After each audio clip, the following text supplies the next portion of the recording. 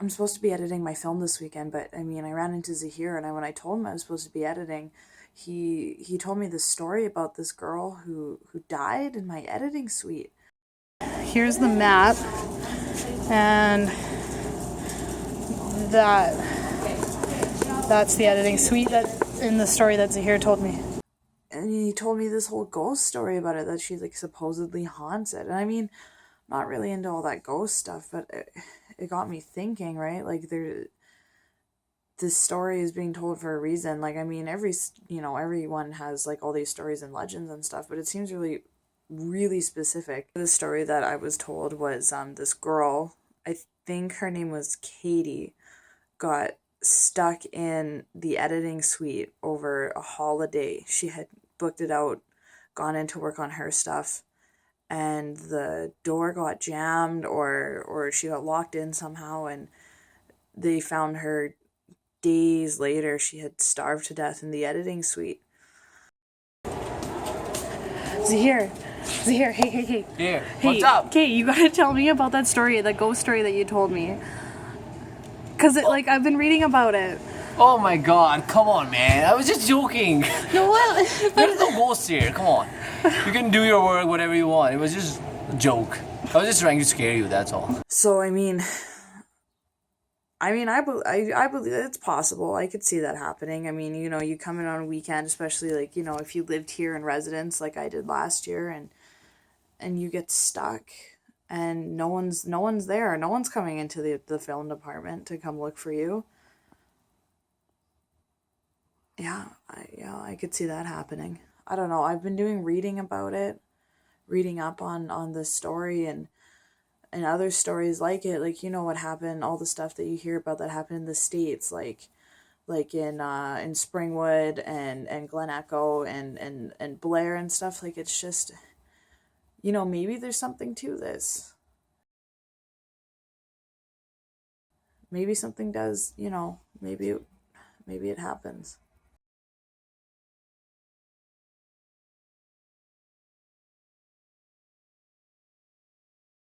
Welcome to Glen Echo, a picture postcard community that is itself representative of 1,000 small towns found all across America. This is Burkittsville, formerly Blair. It is a small, quiet Maryland town. But is there a brand of unspeakable evil set to shatter the serenity of this rural haven? The same brand of evil that has plagued a host of similar communities for the better part of 30 years. Much like a small, quiet town anywhere. No more than 20 families laid their roots here over 200 years ago. Many of whom remain, either on this hill or in the town below. The stories are well known. Standing outside the perimeter of what is turning out to be the most horrific crime scene since Jack the Ripper stalked the streets of London. At Crystal Lake, a madman named Jason Voorhees has killed dozens over the past 3 decades, leaving a devastated, deserted community. What police have uncovered reads like this.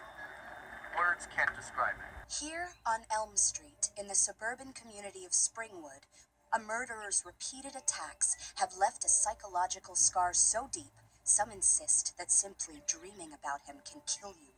There are an unusually high number of children laid to rest here, most of whom passed in the 1940s. Yet no one in the town seems to recall anything unusual about this time. To us, anyway. Human skulls used as ornaments. Body parts stuffed in refrigerators. And I can't believe what it says here. A mass grave of decomposing bodies dumped under the crawl space of the house. Like a shawl, right, wool shawl over her. And she scared you? She threatened you? She didn't say anything, but she just kept staring, and then she opened up her shawl. Katie and I went to school together for many, many years. She is my best friend, Her dad left her and her mom when she was, just a little girl. When we went to university together, she told me that, she wants to date someone, who is more mature for her. I think she always want a father type of boyfriend, who can take care of her. So soon she told me that she has been dating a man, who is in his mid 30. She wouldn't tell me, who he is the day before she died. She texted me and told me that, someone has been stalking her. And she thought, this stalker is her ex-boyfriend. And I told her that, I say, Katie, you have to call the police, but she won't do it. She said that, he just need more time. I don't know, like, but the police say that, it was an accident, and it was a murder, and they never charged that man. Anyway, a week later, people start to talk about seeing Katie crying in the editing room. But I never believed in such ghost bullshit. But I hope she was peaceful when she died. I guess what I heard from the others was that Katie was, a generous and caring student. She'd spent her time working incredibly hard on all of her projects, and her professors would warn her not to work too hard or too long because that's how you get to a breaking point. Especially, one of her professors would tell her not to work inside of the editing suite of 174 because all the old foundation and the asbestos in there was just so bad. There was one day she was closing in on a deadline for a project that was worth, 40% of her final grade, and she'd been falling a bit behind from all of her other class projects, and, this was her last shot for this one class. She got into her room at 174 at 6 a.m. She started working hard. Time passed too quickly, and she only had a couple hours before it needed to be finished. The room was getting hot and humid from all the computers busting their butts running, all those fans spinning, and the way that those things get tired out. And she had knew that, people had told her from before not to go working inside there for too long, especially her professors, but, she ignored it and had to get this final one complete.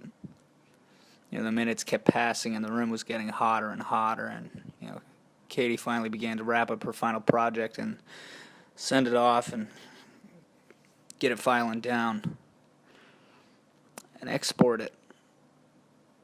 And she was so relieved to think that it was, finally complete and that there's only a couple minutes left to spare before she had to hand it in. And she was probably in there exhaling from all of her stress she had to do and wait for the last little bit.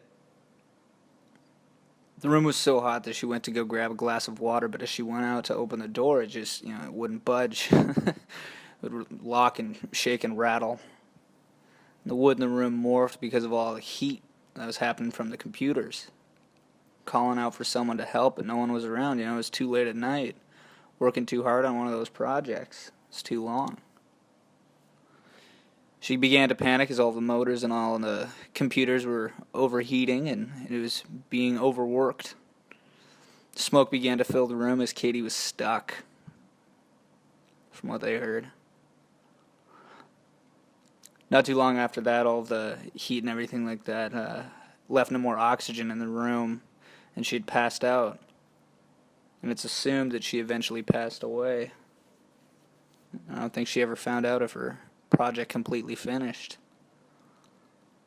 Ever since then, her spirit haunts the suite, still waiting for her to finish her project. And that's how it happened for me. I was in there one afternoon and I was just working away, working too hard on finishing something up, and started beginning to hear noises and whatnot, and next thing I knew is that a ghost was around and scared me out. especially after things like, the Blair Witch Project and Paranormal Activity, those things being documentaries and of ghosts and whatnot. I just figured I needed to get out, so I packed my bags and left. That's why I moved out here, to try and get away from all of that paranormal stuff.